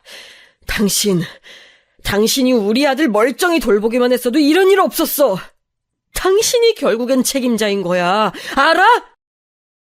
회사에서 괴로운 일이 있으셔도 그 탓을 집에 와서 돌리셨고 점차 그저 마음에 안 드는 구석만 생겨도 그걸 집에서 탓을 찾으셨어요. 삐뚤어진 성정에 꼭 따라 나오는 한 가지가 있죠. 바로 술 말이에요. 언제부턴가 아빠는 술을 즐겨 찾기 시작하셨어요. 엄마가 나무라시자 크게 화를 내셨던 모습이 기억에 어렴풋이 남아있네요. 내가 술 좀 마시겠다는데 니까짓 게 뭔데 이래라 저래라 참견질을 해, 어? 내가 이 고난을 잊고자 술을 마시겠다고. 그런데 이 고난이 어디서 왔을까? 바로 이 여편네한테서 온 것 같은데? 나한테 고난을 안겨준 주제 감히 나한테 술 마시지 말라면서 잔소리를 해? 이 정신 나간 년이 자기 자식이 길바닥에서 죽도록 만든 년이 확시 그냥 저걸 술독에 빠뜨려 익사시킬까 보다. 어렸을 때 아빠가 퍼부은 폭언의 의미가 정확히 뭔지 모르면서도 공포에 질려 덜덜 떨었었습니다. 엄마는 도저히 아빠에게 의존하며 사는 위험한 선택을 할 수 없다면서 직장을 다니셨고요. 저와 여동생의 미래를 위해서 꼭 돈을 모으겠다고 하셨어요. 저는 엄마의 당부에 따라서 여동생을 돌봤어요. 마치 애가 애를 키우는 모습이었지만 일찍 철이 들었던 저는 군말 없이 여동생을 보살폈습니다. 밥도 제가 먹이고 제 작디 작은 손으로 여동생의 얼굴을 씻겨가면서 옷도 갈아입히고 재워가면서 그렇게 제가 돌봤어요. 불평 불만을 터뜨리고 우는 소리를 할 집안 환경이 아니라는 것을 어린 나이에도 직감적으로 깨달았거든요. 제가 우는 소리를, 나약한 소리를 내뱉는 순간 아빠에게 어떤 봉변을 당할지도 모른다는 공포심이 저를 강력히 누르고 있었어요. 아빠는 날이 갈수록 성격이 포악해졌고 다혈질이 되어갔습니다. 솔직히 그쯤 되니까 세상을 떠난 오빠는 아빠가 분노를 터뜨리기 위한 핑곗거리가 아닌가 싶어졌죠. 허구한 날 불쌍한 내 아들 타령하면서 그걸 핑계 삼아 술을 드셨고 한참 집에 돌아오시지 않았으며 집안의 물건을 다 깨부셨으니까요. 아빠가 제멋대로 망나니처럼 행동하시는 거랑 일찍 세상을 떠난 오빠가 무슨 관계가 있다는 건지 어린 마음에도 정말 어이가 없었던 것 같아요. 나는 저런 어른이 절대 되지 말아야지. 애들 앞에서 저런 추악한 모습 보이는 어른이 될 거라면 차라리 영영 어른이 되지 못하는 게 나아. 떠난 자식 때문에 남겨진 자식들 방치하는 부모가 어딨어. 아무리 생각해도 아빠는 정상이 아니야. 그리고 내가 내 힘으로 엄마랑 동생 지킬 수 있도록 클 때까진 아빠 앞에서 숨 죽이면서 버텨야겠다. 그 전에 아빠한테 대들었다간 정말 죽을 수도 있으니까. 한번 물고가 트이면 걷잡을 수 없어지는 것처럼 아빠도 그랬습니다. 점점 거칠어져 가셨고 스스로를 통제하지 못하셨어요. 엄마도 처음엔 그런 아빠를 맞춰주며 조용히 다 감내하셨죠. 엄마는 당신을 죄인이라 생각하셨으니까요. 그러나 아빠의 막무가내가 더욱 심해지고 그 영향 때문에 저랑 여동생이 두려움에 떠는 날이 잦아지자 엄마도 이제 화가 나셨던 거예요. 아빠를 향해 맞서서 화를 내기 시작하셨죠. 그래서 제 머릿속에 가장 온전한 기억 중 오래된 것은 부모님이 싸우시는 광경이에요. 서로에게 나를 세우며 욕하고 차라리 나가 죽어라 저주를 하셨던 두 분의 모습이 제가 가지고 있는 가장 온전한 오래된 기억이랍니다. 그 어렸던 제가 당초에 무슨 큰 잘못을 했었다고. 아빠는 그 추운 겨울에 저를 베란다에다가 무릎 꿇려 놓으셨었는데 제가 눈물 콧물을 흘리며 잘못했다고 빌어도 들어주지 않으셨어요. 저는 제가 무슨 잘못을 저질렀는지도 모르는 채 추위에 온몸을 떨어가며 베란다에 갇혀 있어야 했던 그 무력감이 아직도 생생합니다. 나중에 알았죠. 아빠는 그저 저에게 성질대로 화풀이를 하셨을 뿐이라는 걸요. 저는 사정이 나았습니다. 제 여동생은 아빠 때문에 영영 정상적인 삶을 못 살게 됐으니까요. 여동생이 9살 때였는데요. 집에서 아빠 때문에 머리를 다쳤어요. 아빠가 여동생이 몰래 사모은 인형놀이 스티커 세트를 발견하곤 그걸 다 가위로 잘라버리신 게 화근이었죠. 이 정신머리 없는 게 자기 아빠는 밖에서 개고생하며 돈을 벌어오는데 넌 겨우 이딴 거나 사모으면서 돈을 낭비하고 있었어? 내가 저번에 말했지. 한 번만 더 이딴 거 사모으면 내가 다 찢어버릴 거라고. 너도 가만 안 둘 거라고 내가 분명히 경고했었을 텐데. 아빠는 주방 가위로 여동생이 고이고이 모았던 스티커들을 죄다 잘라버리셨어요. 여동생은 울면서 난리를 치다가 아빠를 말리려고 매달렸는데 아빠의 팔 힘에 내동댕이 쳐졌고 하필 침대 모서리에 머리를 박고 쓰러졌어요. 정신을 잃고 쓰러져 있던 여동생을 아빠는 모른 척했습니다. 그저 자는 줄로만 알았대요. 울다 지쳐서 그냥 잠든 거라고 생각했대요. 어찌 보면 별거 아닌 사고로 끝날 수 있는 일이었는데 바로 조치를 취하지 않았던 탓에 여동생은 뇌에 이상이 생겨버렸어요.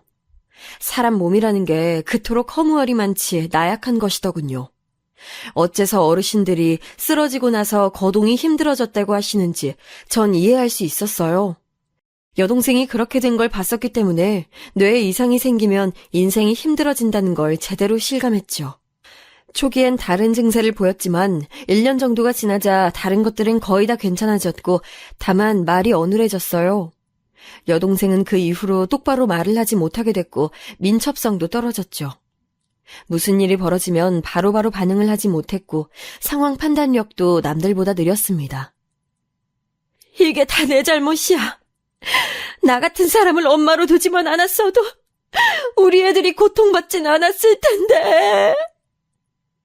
여동생을 간호하는 기간 동안 엄마는 많이 절규하셨습니다.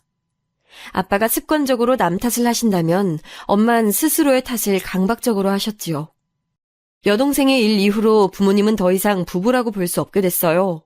법적으로만 부부였을 뿐 가정은 이미 깨진 상태였습니다. 1년의 과정을 겪는 내내 저는 늘 방치돼 있었어요. 늘 알아서 늘 혼자서 다 해내며 일상을 살아야 했죠. 제 생일날 제가 슈퍼에 가서 사온 카스테라 빵으로 혼자 생일 축하를 했었거든요. 500원짜리 생크림 따로 사온 걸 카스테라 빵 위에 발라서 저만의 케이크를 만들고 혼자 생일 축하 노래를 불렀는데 딱 하필 그때 외할머니께서 저희 집에 오셨어요.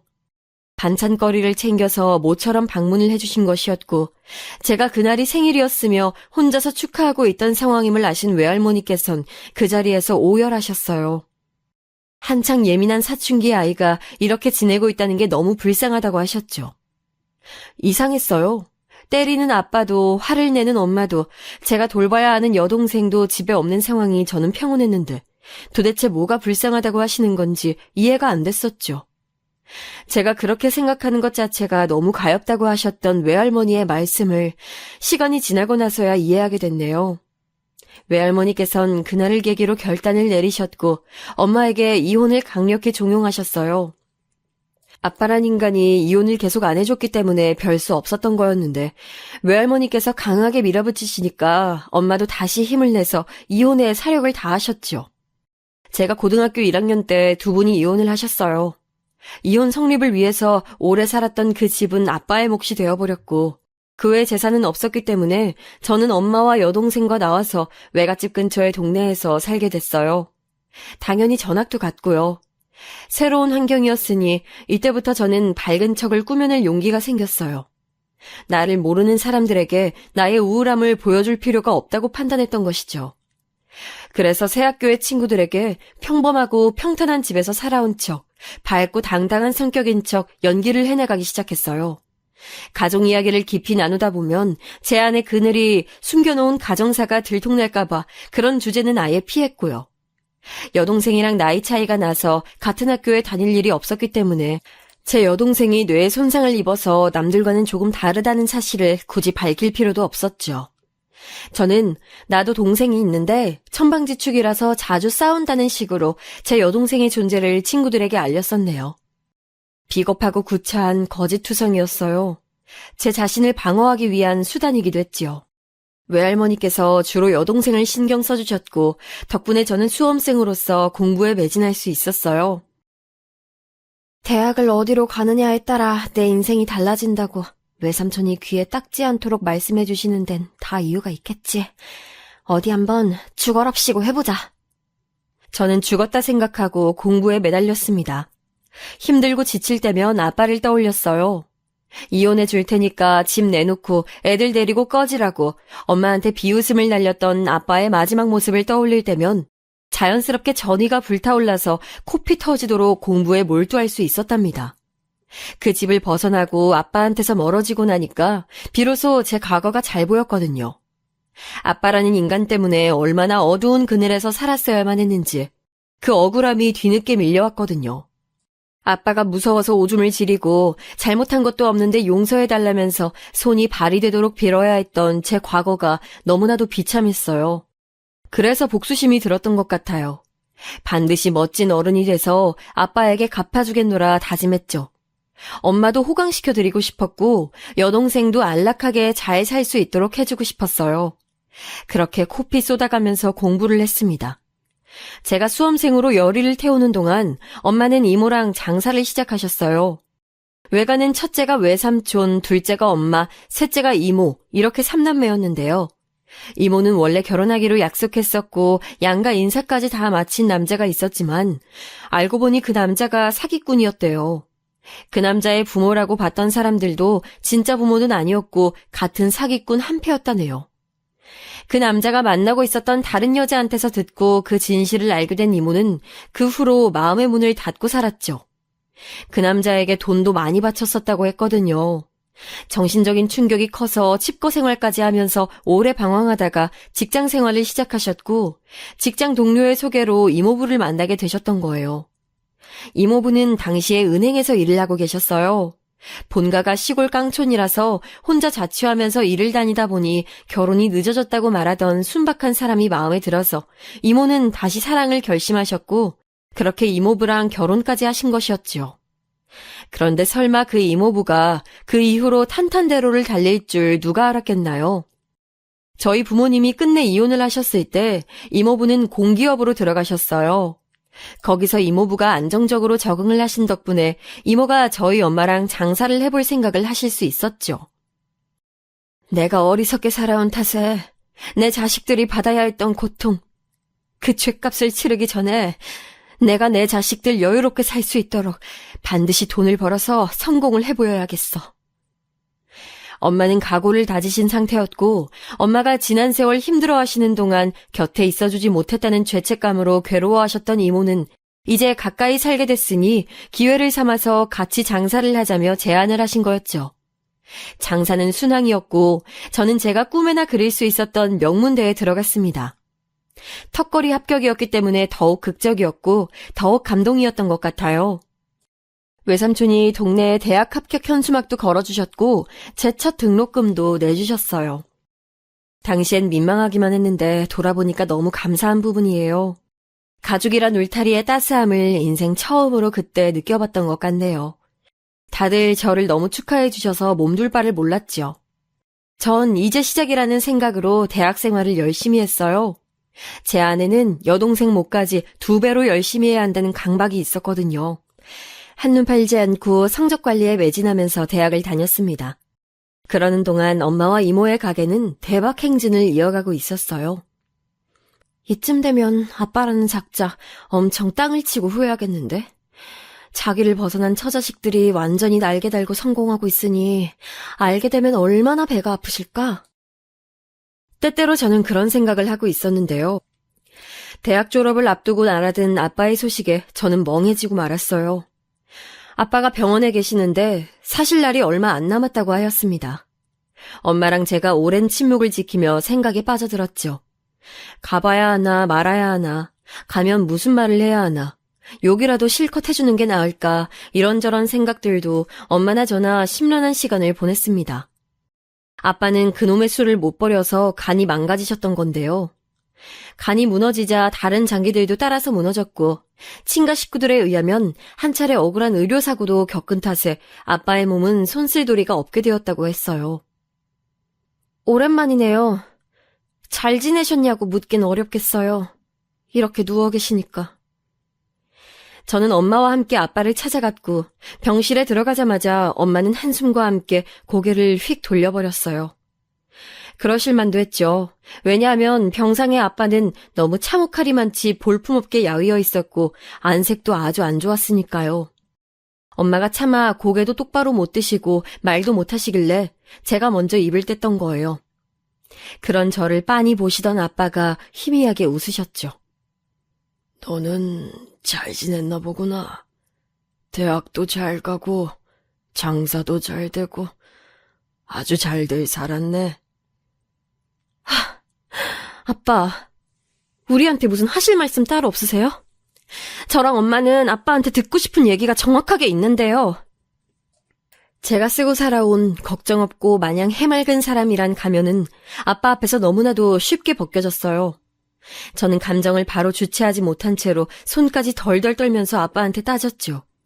그런데 아빠가 놀랍게도 힘 빠진 그 눈빛으로 저를 바라보면서 이렇게 답하시는 거예요. 미안하다. 미안했다. 용서받을 수 없는 죄를 내가 지으며 살았었다. 잘못 살았었다.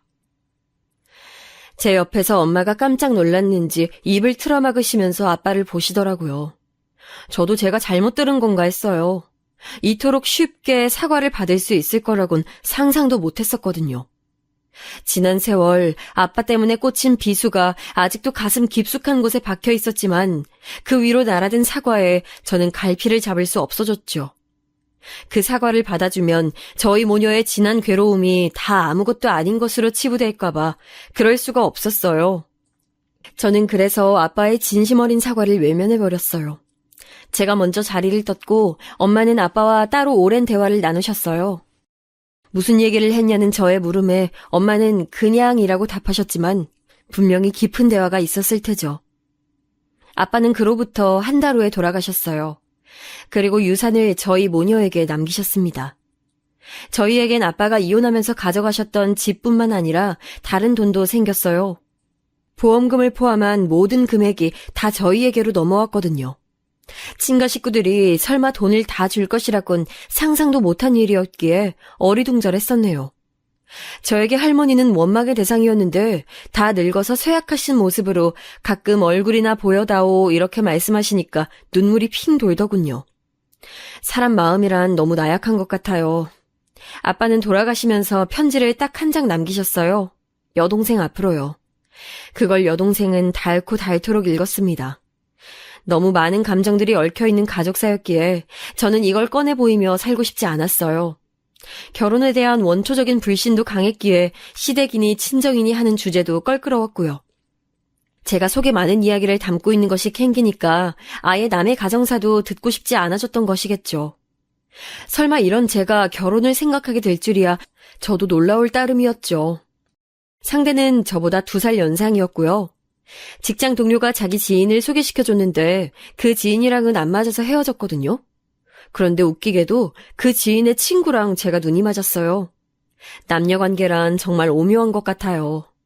그렇게 남자친구랑 사귀게 되었고 한 번도 저한테 먼저 결혼 이야기를 꺼내지 않으면서도 저에게 깊은 신뢰를 보내주는 남자친구한테 저는 점점 빠져들었습니다. 남자친구는 제 말이면 다 따라줬어요. 전 사실 잘난 남자가 필요 없었어요. 못난 남자가 좋다는 건 아니었고 굳이 잘난 조건을 따질 필요가 없던 거였는데요. 남자친구가 객관적인 조건은 빼어나지 않았으나 저를 잘 맞춰줬고 다정다감한 성격에 애교가 많다는 것도 너무너무 마음에 들었어요. 욱하는 성질도 없었고 체질상 술도 잘 못 마셨죠. 남들이 들으면 황당하다고 할진 모르겠으나 저는 남자친구가 담배 연기 맡고선 콜록거리는 모습에 결혼하고 싶어진 사람입니다. 아무한테도 이 진짜 이유를 밝힌 적 없었지만 사실은 담배 연기에 질색하는 모습 때문에 저는 결혼하고 싶어진 거였어요. 사계절을 같이 나봤는데 어느 계절에 만나도 남자친구는 저한테 짜증 한 번 안 내고 늘 헌신적이었죠. 그래서 제가 날 잡아서 청혼했어요. 나 내년에 연봉 협상 끝내주게 잘해낼 거야. 지금보다 돈을 더 잘 벌 거고, 나는 사회생활뿐만 아니라 집안일도 잘해. 오빠가 어딜 가나 자랑하고 싶은 아내가 돼줄게. 그러니까 나랑 결혼해주라. 제가 장난기 하나 없이 그러는 모습에 저의 진심을 알아챈 남자친구가 제 청혼을 받아주었죠. 저랑 먼저 사귀자고 한 것도, 매번 데이트 때마다 안달을 낸 쪽도, 늘 사랑한다고 애정 표현을 한 것도 남자친구 쪽이었어요. 제가 먼저 진심 어린 감정을 딱 한 번 표현했던 게 바로 청혼이었죠. 남자친구는 제가 영영 결혼 생각이 없는 줄 알았다면서 놀랍고 감동이라 그랬어요. 제가 워낙 집안 이야기도 안 하고 깊은 대화도 안 하고 그냥 일 얘기, 연예인 얘기만 하니까 자기랑은 결혼할 생각이 없는 게 아닐까 하는 짐작을 했었대요. 저는 남자친구에게 결혼하고 싶은 마음이 진심이라 그랬고 양가에 인사를 드리고 싶다 했습니다. 어쩌다 보니까 먼저 남자친구의 부모님을 뵙게 됐어요. 저를 댁으로 초대해 주셨거든요. 남자친구는 전형적인 평범한 가정의 표본에서 자라왔더라고요. 깊은 사정은 모르겠지만 보이기론 그랬어요. 한 회사에서 20년 이상 재직하신, 무뚝뚝하시지만 가정에 충실하신 부친, 집안 살림하며 내조에 충실해 오신 모친, 알만한 중견기업 다니고 있는 연년생 누나, 오래됐지만 위치가 좋은 아파트에서 15년째 살고 있다는 배경까지 너무 이상적인 평화로운 집안처럼 보여서 제 기분이 이상했어요. 질투심이었을지도 모르겠네요. 아빠는 병으로 돌아가셨고 엄마는 간단히 일하시면서 지낸다고 그런 정도로만 저는 제 부모님을 묻는 질문에 답했어요. 왠지 눈치로 보건대 양친께서 저를 썩 마음에 들어 하시는 것 같진 않았어요. 그런데 제가 저 재직하고 있는 직장 얘기를 하니까 표정이 밝아지셨죠. 제가 명문대 출신에 우리나라 사람이면 모를 수가 없는 기업에 다니고 있다는 걸 아주 높이 사셨어요. 우리 아들은 워낙 성격이 무르고 착해서 이게 장점이자 단점인데 야물딱지고 똑 부러지는 아가씨를 데려오다니 이런 찰떡궁합을 봤나. 어머님께서도 제 직장 얘기를 듣고는 무척 즐거워하셨죠. 남자친구가 좋은 말로는 착하고 나쁜 말로는 호구 같은 사람이었는데요. 그걸 어머님께서도 알고 계신 모양이었어요. 제가 남자친구의 그런 점을 보완할 수 있을 것으로 보인다고 말씀해 주셨죠. 그 다음으로 다시 두 분을 뵌 자리가 상견례장이었답니다. 원래 그렇게 의도한 건 아니었는데 식사 한 끼 다 같이 하자고 얘기가 나왔다가 그게 상견례장으로 의미가 커져버렸어요. 온갖 풍랑을 다 헤쳐온 분이 저희 엄마이신데 절대 그런 자리에서 얕잡아 보이실 분이 아니었죠. 수수한 인상을 하고 계시지만 말 한마디 한마디에 강단 넘치고 묘한 카리스마를 풍기는 저희 엄마 앞에서 남자친구의 양친께서는 별다른 말씀조차 못하셨어요. 그렇게 정신없이 장사를 하다가 작년부터 쉬고 있고요.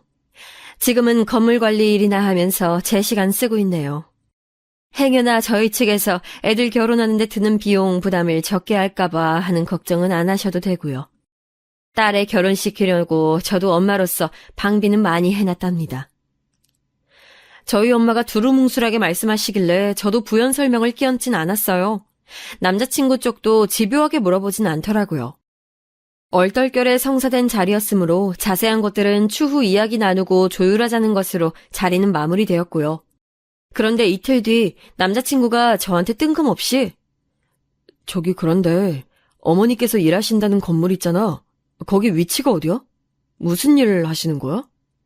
이런 걸 물어오는 거예요. 왠지 저의 촉이 남자친구가 자기 의사로 물어오는 건 아닌 것 같다 싶었지만 굳이 이걸 지적하진 않았네요. 아, 우리 엄마? 건물은 문정동에 있는데 왜? 그냥 관리하면서 지내셔. 나도 자세한 건 사실 잘 몰라. 그래? 알겠어. 그냥 궁금해서 물어본 거야. 남자친구가 해맑게 대답할 때까지만 해도 어떤 일이 벌어질지 몰랐어요. 그로부터 며칠이 지났을 때였죠. 남자친구한테서 연락이 왔는데 목소리가 안절부절 당황한 게 느껴지더라고요. 저기 혹시 내일 시간 돼? 엄마가 너 좀 보자고 하셔서. 이렇게 갑자기? 무슨 일로 보자고 하시는데? 시간은 내일 저녁에 퇴근하고 괜찮아. 그러면 그때 보는 걸로 하자. 엄마가 너한테 꼭 하시고 싶은 말이 있으시대. 남자친구가 초조해하고 있다는 걸 알 수 있었어요. 궁금했지만 당장 내일 확인할 수 있을 테니 더 캐묻지 않고 참았죠. 식당에서 뵐 줄 알았는데 카페에서 저를 만나자고 어머님이 그러시더라고요. 장소에 나가보니까 어머니께선 이미 저를 기다리고 계셨습니다. 제가 두리번거리면서 남자친구를 찾으니까 그런 저를 비웃으셨죠. 우리 아들은 내가 일부러 오지 말라고 그랬어요. 내 말이라면 죽는 신용도 아는 효자라서 여기에 나올 수 없었던 거니까 아가씨가 이해를 좀 해주시고. 아무래도 밥까지 먹을 건 아닌 것 같아서 카페에서 보자고 한 건데 괜찮죠? 아, 네, 그럼요. 괜찮아요. 그런데 저는 갑자기 왜 보자고 하셨어요? 거두절미하고 내가 본론부터 말할게요. 나 이 결혼 시킬 수 없어요. 무조건 반대입니다. 왠지 어머님의 심상치 않은 표정을 봤을 때부터 짐작은 했지만 진짜로 그런 말을 들으니까 너무 어이가 없더라고요. 저도 모르게 실소가 터져 나왔어요. 당황스러워서 그랬죠. 웃어? 지금 내 말에 웃은 거예요? 이 아가씨가 내 말을 장난으로 들었나? 내 아들하고 당장 헤어져요. 워낙 착하고 여린 아이라 아가씨한테 먼저 헤어지자는 말 못할 거예요. 그러니까 아가씨가 헤어지자고 단호하게 끊어내주세요. 제가 왜 그래야 하는데요? 이유나 듣고 싶네요. 이런 상황에선 이유 먼저 말씀해 주셔야 하는 거 아닌가요? 말하는 뻔세 한번 시건방지기는. 억센이라는 자기 모친 따라서 딸도 성격이 그렇게 됐나 보죠? 내가 작정하고 그러려던 건 아니었고 결혼할 사돈댁이라고 생각하니까 도저히 그 배경을 모른 채로 결혼 진행할 수가 없어서 조사 좀 해봤습니다. 조사를 해봤다니요? 혹시 그 건물 알아내신 거예요? 엄마가 일하신다는? 바로 얘기 나오는 거 보니까 아가씨도 속으로 찔렸나 보죠? 모친이 계신다는 그 건물, 지난번 식사 자리에서 건물 이름 들었던 게 생각나서요. 어디에 있는지 동네를 알고 나니까 찾기 쉽더만. 직접 가봤더니 난 또 건물 사무일이라도 하는 줄 알았는데 청소? 청소! 빗자루 들고 건물 앞에서 바닥 쓸고 있는 사람 보고서도 내가 진짜 설마 했었어요. 그런데 조금 있다가 다시 보니까 건물 안에서 유리 닦고 있더라고요. 건물 안에 화장실도 오가면서 거기도 닦고 있는 모양이던데 옷은 해진 옷 입고 억척스레 청소하는 모습 보니까 아이고 이거 진짜 일났다 싶었네. 이 결혼 차마 내가 시킬 수가 없겠더라고. 세상에나 어머님께서 하필이면 저희 엄마가 건물 청소를 솔선수범하고 계실 때 목격했었나 봐요. 음침하게 그곳까지 찾아가서 훔쳐본 어머님께 화를 내야 할지 아니면 어떤 일 하시는지 같은 걸 두루뭉술하게 설명하며 숨겼던 것을 사과드려야 하는지 순간 헷갈리더군요. 제가 갈팡질팡하고 있을 때 어머님께서 강하게 말씀하셨어요. 부디 오늘 한 번에 알아듣길 바랄게요. 아가씨 자체로는 참 훌륭하고 멋진 여자 같아요. 네, 그건 나도 인정하겠습니다. 그런데요, 결혼이라는 건 집안끼리 하는 거라서요.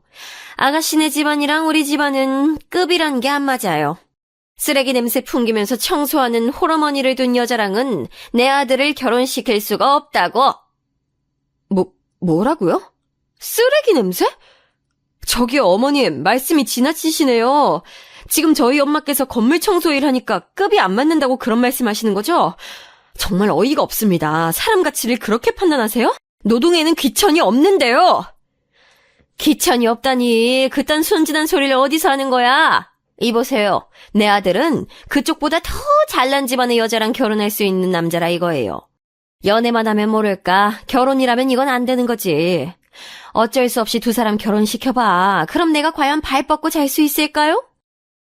난 내가 못 그럴 것 같거든요. 더 괜찮은 집안의 며느리를 들일 수 있었는데 하자도 없는 내 아들이 뭐가 아쉬워서 건물 청소부 장모를 둬야 하나. 이 생각으로 내가 밤잠 설칠 게 분명하단 말이죠. 이렇게 캥기는 게 있을 땐 안 해야 맞는 거거든요. 하여간 내 아들하고 헤어져요. 결혼? 웃기지도 말라지. 어머님께서는 저에게 일가를 터뜨리신 후 먼저 자리를 뜨셨어요. 남겨진 저는 하도 어이가 없어서 한참을 혼자 헛웃음만 흘렸죠. 그러다가 남자친구가 보낸 카톡을 확인하고 나서 전화를 걸었어요. 어머님이 나보고 오빠랑 헤어지라는데? 오빠 생각은 어때? 난 오빠만 나 좋다 그러면 기꺼이 가시밭길 걸어볼까 해. 내가 다 감수하고 오빠랑 결혼할 생각 있어. 뭐? 글쎄, 나는 여전히 네가 너무 좋고 사랑하고 결혼하고 싶고 그런 마음인데 솔직히 엄마 때문에 걸린다. 엄마가 눈에 흙이 들어와도 절대 이 결혼 안 된다고 죽는 한이 있더라도 반대할 거라고 막 어제 나한테 소리까지 지르셔서 우리 엄마가 원래 안 그러는 사람인데 그렇게 화내는 모습을 처음 봤어. 그런 엄마 모습이 자꾸만 눈앞에 아른거려. 내 마음은 너한테 있는데 눈에는 엄마 모습이 보여. 나 어떡하면 좋을까? 남자친구가 징징거렸습니다. 바로 우는 소리부터 하더군요. 연애하는 동안 이런 면모가 참 귀여우면서도 짜증이 났었어요. 나약하고 선택이나 책임을 자기가 지는 걸 무서워하고 그런데 이젠 거기다가 마마보이라는 것까지 추가해야 한다니 머리가 아프더라고요. 제가 단호하게 물어봤죠. 오빠, 자꾸 울려고 하지만 말고 정신 차리고 지금 똑바로 생각하고 대답해. 나야 아니면 어머님이야? 내가 어떻게 선택을 해? 내가 어떻게 한 사람만 고를 수가 있어. 난 그런 잔인함이 없어. 그딴 소리 좀 제발 그만해. 그래서 어머님 반대 이겨내고 나랑 결혼할 자신 있어 없어? 난 그런 거 못해. 난 우리 엄마 못 이겨. 우리가 결혼하려면 네가 우리 엄마 설득하고 이겨줘야 돼. 난 엄마 반대 이겨낼 자신 같은 게 없어. 그래놓고선 저를 사랑한다면서 질질 짜더군요. 이딴 놈이랑 연애도 아니고 결혼을 하려고 했던 제 지난 결정을 후회했습니다. 어떻게 이런 남자랑 평생을 살 수 있겠어요. 그래서 제가 그 어머님 말 맞다나 먼저 헤어지자고 그랬어요.